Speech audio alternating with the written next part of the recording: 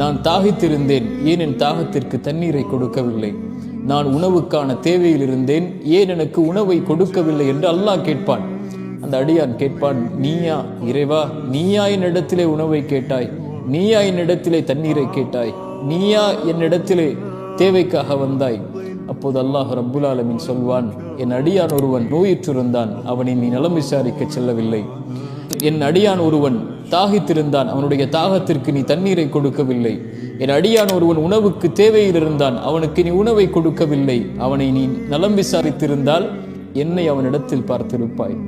அவனுடைய தாகத்தை தனித்திருந்தால் என்னை அவனிடத்திலே பார்த்திருப்பாய். அவனுக்கு உணவை கொடுத்து அவனுடைய பசியை நீக்கி இருந்தால் என்னை அவனிடத்திலே பார்த்திருப்பாய். ரசூலுல்லாஹி ஸல்லல்லாஹு அலைஹி வஸல்லம் அவர்கள் சொன்னார்கள், ஒரு மனிதன் ஒரு பாதைகளை நடந்து சென்றான், தாகம் ஏற்படுகிறது, இருக்கிறது, இறங்கி தண்ணீர் குடிக்கிறான். கிணற்றிலிருந்து வெளியே வந்து பார்க்கிறான், ஒரு நாய் தண்ணீருக்காக தாகத்தில் அங்கு இருக்கக்கூடிய சகதியில் இருக்கக்கூடிய தண்ணீரை நாக்கால் தடவி கொண்டு இருக்கிறது.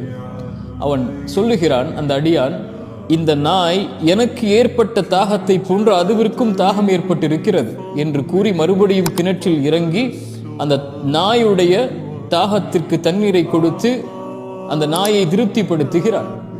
அல்லாஹுடைய தூதர் ஸல்லல்லாஹு அலைஹி வஸல்லம் சொன்னார்கள், இந்த அடியானுக்கு இறைவன் அல்லாஹ் நன்றி செலுத்தினான், அவனுடைய பாவத்தை மன்னித்தான். ஒரு நாய்க்கு செய்யக்கூடிய அந்த உதவியை, அந்த நீரை கொடுத்தலை அல்லாஹ் தனக்கு செய்யக்கூடிய உதவியாக கருதி அந்த அடியானுக்கு நன்றி செலுத்துகிறான். படைப்பினத்திற்கு நன்றி செலுத்தினால் படைத்தவனுக்கு நன்றி செலுத்துதலுக்கு அது சமம். படைப்பினங்களை நோவினைப்படுத்தினால் படைத்தவனை நோவினைப்படுத்தலுக்கு சமம்.